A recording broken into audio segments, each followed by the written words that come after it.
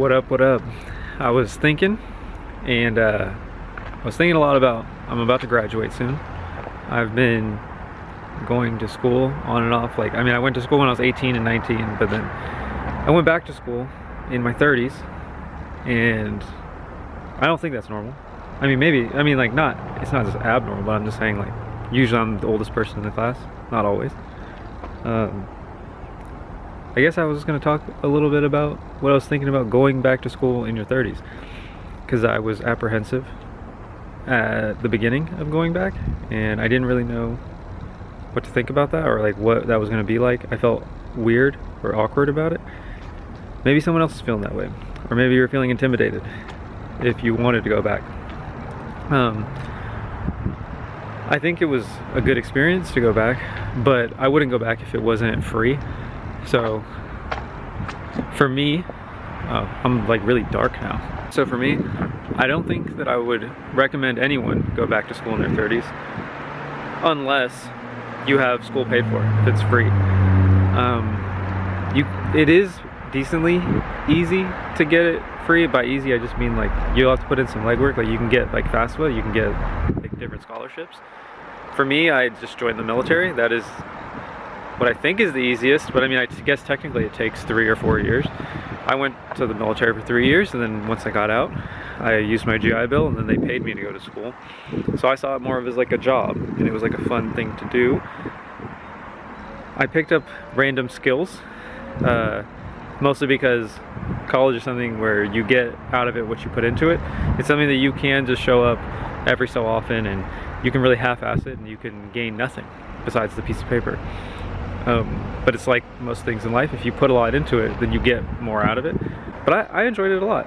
I graduated last year with a marketing degree, and then I went back to school for a year because I still have more free schooling.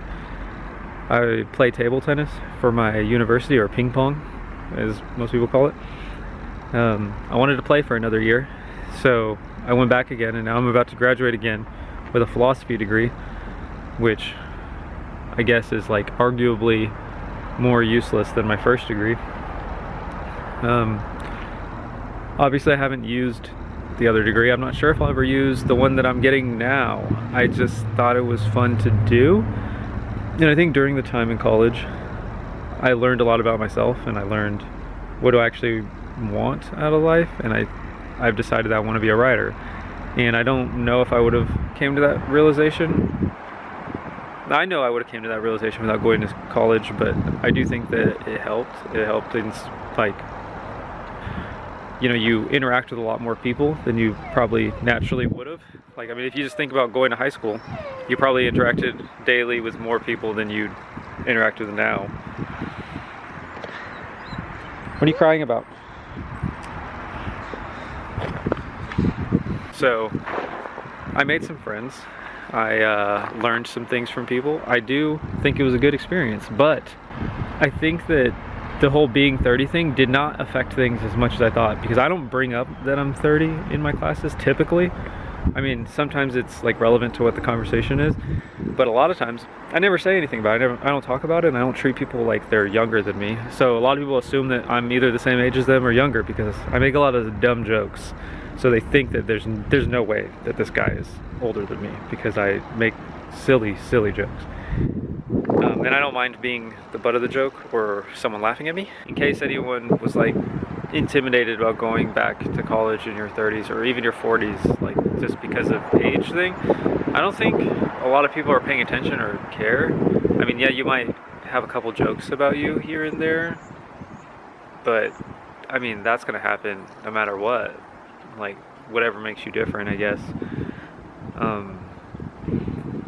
I do think, however, that college is somewhat a waste of time if you don't want to put your all into figuring out what you want to do. Just like anything can become a waste of time, and it's definitely a waste of money. So I wouldn't do it if you have to pay a lot of money for it or take out some loan. So for my university, I haven't had to actually pay for anything because of the GI Bill, but I'm pretty sure that it's something around $4,000 or $5,000 a semester. So if it was $5,000, $10,000 per year, $40,000 for the degree, and I'm pretty sure that's only if you're doing 12 credit hours, so you'll have to do more than that. So you might have to go like 5 years to do that if you were doing only the minimum. So it's more like 50K a year. I mean 50K for the degree, most likely. Especially if you listen to advisors. I feel like advisors really don't know what they're doing, or don't care. I don't know what it is, but like it's only 1 out of 5 advisors, in my opinion, that like really are trying to help, and they'll eventually be burnt out too because they're the only ones who care. Don't listen to advisors just blindly. You should be doing a lot of the research your own if you're trying to graduate on time or graduate with what you want to graduate with. Anyway, I think that if you're going to spend $50,000 or like go into debt for it with interest, I think it's way more worth it for you to instead get some type of experience, or maybe you know what you want to do. Maybe you want to start a business and then you just use $50,000 to start a business. I think that's way more useful and you'll learn way more than going to school, and there's a possibility of you making money. There's no possibility of you making money while going to school. You'll just make enough, like if you do a part-time job, to like sustain you while going to school. But if you started a business, then obviously there's more upside to that. And even if you fail and lose it all, you still learned, in my opinion, more than if you went to school for business. And I've graduated from a school of business. And if you don't want to do something in business, say you want to be an artist or a writer or a musician, you can go to school for that. And yes, you can learn from someone who was good enough to teach it. But you can find a lot of people that are willing to teach you. You can go be someone's protege. You could use that $50,000 to travel the world and play instruments places and find someone. Like-minded people attract each other. I think that if you're gonna blow 50K, you can do it in a more personalized and specific way in getting what you want out of life. So go to school if it's free, if it lines up for you on your path, but don't do it for the recognition of, oh, I have a degree, or that I'm going to get a better job with this degree, unless you're like, if you're doing nursing or something that literally requires the degree, engineering, then yeah, you need law. You cannot practice law without first getting an undergraduate and then going to law school and passing the bar. Like, obviously those are very streamlined on how to work in that career, but if it's not anything like that, then I only recommend school if it's free or very cheap. It is fun to go. It's an easy thing to do. It's a fun experience, but there's countless fun experiences in life, and a lot of them cost a lot less than school.